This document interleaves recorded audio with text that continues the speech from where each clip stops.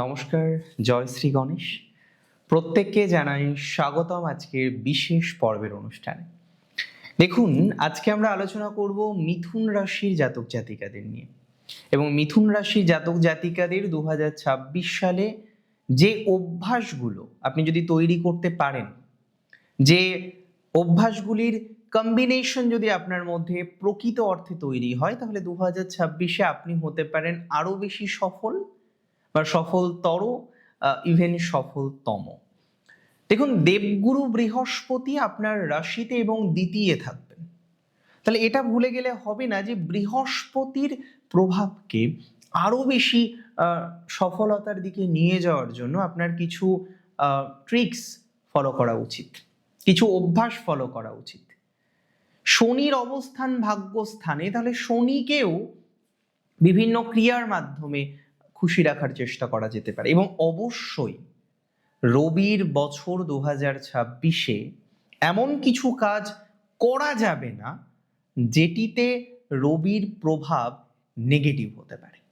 দেখুন, very first আপনাকে বলবো, দেখুন, মিথুন রাশির মধ্যে কোয়ালিটি থাকে, প্রচুর পরিমাণে কোয়ালিটি আমরা ইউজুয়ালি মিথুন রাশির জাতক জাতিকাদের মধ্যে দেখতে পাই, কিন্তু তারা না অপরের সামনে কোনো কোনো ক্ষেত্রে অপরকে বেশি গুরুত্ব দিয়ে দেয়। বিষয়টা কিরকম? ধরুন, একই কাজ আপনি পারেন, আপনি অন্য একজনকে এগিয়ে যেতে দিলেন, অন্য একজনকে পথ দেখালেন যে তুমি এগিয়ে যাও, আমি এখানেই থাকি। এই যে টেন্ডেন্সিটা, এটা মিথুন রাশির জাতক জাতিকাদের মধ্যে প্রচুর পরিমাণে দেখা যায়। এই টেন্ডেন্সিটা মিথুন রাশির জাতক জাতিকাদের মধ্যে যথেষ্ট পরিমাণে বেশি। 2026-এ নিজেকে প্রকাশিত করতে হবে, নিজের ইচ্ছাগুলোকে পূরণ করতে হবে, নিজের যোগ্যতাগুলির প্রদর্শন করতে হবে। আর আপনার যোগ্যতা যত বেশি প্রদর্শন করতে পারবেন, আপনার কোয়ালিটিগুলো যতটা দেখাতে পারবেন, তত পজিটিভিটি পাবেন। অনেক সময় সমালোচনা আমরা শুনি বাসে, ট্রেনে, পাড়ার চায়ের দোকানে, কিংবা বন্ধুদের মধ্যে, কিংবা কোনো হয়তো এফবি গ্রুপ বা হোয়াটসঅ্যাপ গ্রুপে। শাসনকর্তাকে নিয়ে এবছর অত বেশি মাতামাতি করার দরকার নেই। বিশেষত আপনি যদি বুদ্ধিজীবী না হন, হ্যাঁ, যার কাজ রাজনৈতিক সমালোচনাই করা, যিনি রাজনৈতিক ব্যক্তিবর্গ, যিনি কোনো না কোনোভাবে বুদ্ধিজীবী, তার তো কাজ ওটা। যিনি লেখালেখি করেন, সাংবাদিক যিনি, তার তো কাজ ওটা, তাকে সেটা করতে হবে। কিন্তু আপনি হয়তো একটু এই বিষয়গুলো নিয়ে একটু গসিপি করে ফেলেন, এগুলো করবেন না। শাসনকর্তাকে নিয়ে কিংবা আপনার ম্যানেজারকে নিয়ে, আপনার বসকে নিয়ে একদম এই কথাটা মাথায় রাখুন, এই বছর আপনার বস বলি, আপনার ম্যানেজার বলি, আপনার সিনিয়র বলি, বা আপনার শাসনকর্তা বা রুলিং পার্টি নিয়ে বেশি আলোচনা সমালোচনা না করাই ভালো। এটা নয় করবেন না, বাট কম করবেন। আননেসেসারি যে গসিপগুলো হয় এই সংক্রান্ত বিষয়গুলো নিয়ে, তাতে মোটেই ইনভলভ হওয়ার চেষ্টা করবেন না। সেটা আপনার জন্য সমস্যা প্রবণ হতে পারে, ইভেন সেটা আপনার জন্য নেগেটিভ হতে পারে। সো আমি আপনাকে সাজেশন দেব এই ধরনের বিষয়গুলিতে যুক্ত না হওয়ার জন্য, এই ধরনের বিষয়গুলির সাথে অ্যাটাচড না হওয়ার জন্য। দেখুন, অবশ্যই এই বছরটিতে আপনাকে খেয়াল রাখতে হবে যাতে আপনি আপনার সুপ্ত প্রতিভাকে আবিষ্কার করতে পারেন, কারোর আন্ডারে থেকে নয়। প্রয়োজন হলে আপনি হয়তো একটা চাকরি করেন, আপনি পরিকল্পনা করেছিলেন বহুদিন আগে যে আরেকটা কিছু আপনি শুরু করবেন, কিন্তু কোনো এক কারণে, সেটা কাজের প্রয়োজনে হোক, অন্য কোনো প্রয়োজনে হোক, আপনি সেটা শুরু করতে এখনো পর্যন্ত হয়তো অপারগ।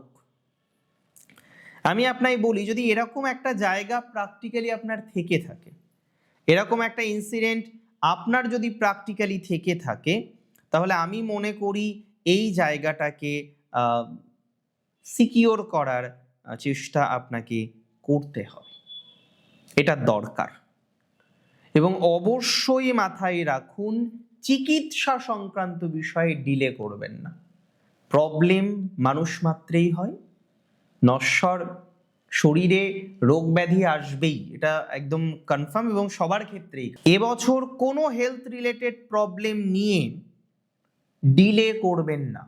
যদি দেখেন প্র্যাকটিক্যালি কোনো সমস্যা হচ্ছে, ইমিডিয়েট ডক্টর কনসালটেশন, আর প্যানিক করবেন না।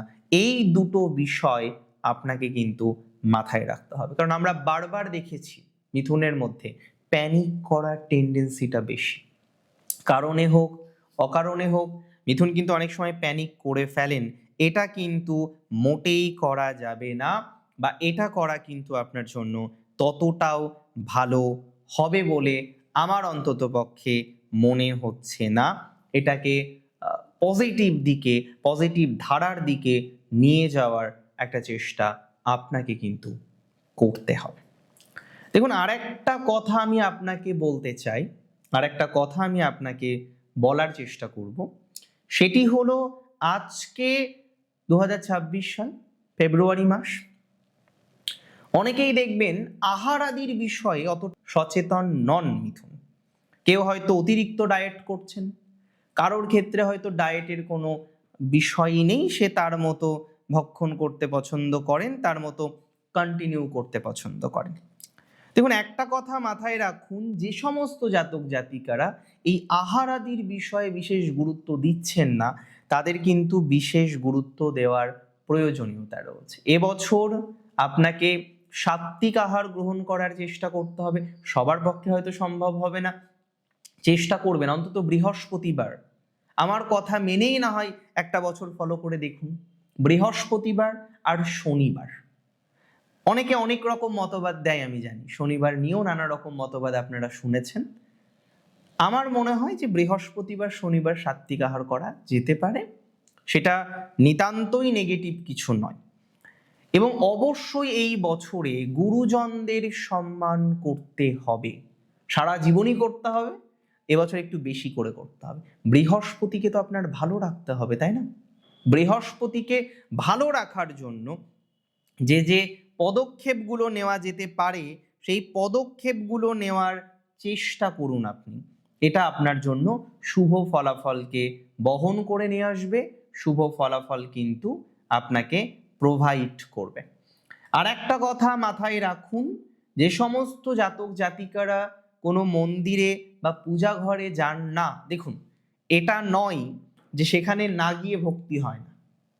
অনেকে আছেন তারা হয়তো প্র্যাকটিক্যালি যেতে পারেন না, কিন্তু তার ভক্তি, যিনি হয়তো সারাদিন বসে থাকেন, তার থেকেও বেশি হতেই পারে। এটা নিয়ে আমার কোনো সন্দেহ নেই। ইভেন আমি এমন দেখেছি, তিনি হয়তো রাস্তায় যাওয়ার সময় যেখানে মন্দির দেখছেন, আমাদের অনেকের অভ্যাস থাকে যে একটু প্রণাম করলাম, তিনি হয়তো করেন না। তিনি হয়তো বাকি সবার মতো গিয়ে মন্দিরে সময় কাটাতে পারেন না। হ্যাঁ, আমরা পছন্দ করি, আমরা যাই, ঠিক আছে, কিন্তু তার মানে এই নয় তার ভক্তি নেই। বাট আমি আপনাকে অ্যাডভাইস দেব 2026 সালে যদি সম্ভব হয়, দেখুন পারকতার একটা ব্যাপার থাকে, কেউ 9 to 5 জব করেন, তার হয়তো একটা দিনই সপ্তাহে ছুটি, রবিবার, বা সে হয়তো দূরে থাকেন, সেখানে হয়তো অ্যাক্সেস নয়, অ্যাক্সেস করাটা কঠিন, যাওয়াটা কঠিন হতে পারে, কিন্তু চেষ্টা করবেন যদি সম্ভব হয় অন্তত সপ্তাহে একটা দিন মন্দির যাওয়ার জন্য।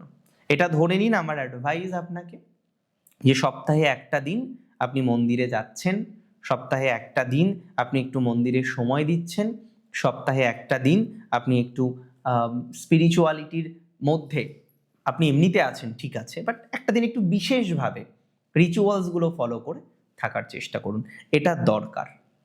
এবং মিথুনের জন্য 3টে জিনিস মাস্ট এবছর, এটা অভ্যাসে পরিণত করে ফেলুন। নাম্বার 1, যিনি দুর্দশায় পড়েছেন তাকে কিছুটা সহযোগিতা করা।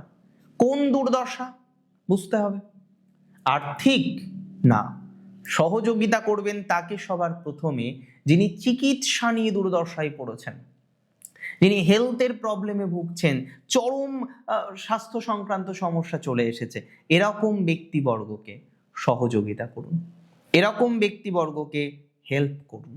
নাম্বার 2, মাথায় রাখবেন সেবা করার, গুরুজন সেবা হতে পারে, ঈশ্বর সেবা হতে পারে, আপনার বাড়ির পাশে পোষ্য থাকেন তার সেবা হতে পারে, জীব সেবাই শিব সেবা, তাহলে এই সেবা করার একটা নেচার বা হ্যাবিট তৈরি করুন। যদিও মিথুনের মধ্যে প্রচুর আছেন পেট লাভার, তারা পেট ভালোবাসেন, আমার বলার দরকার নেই, তারা এমনিতেই করে।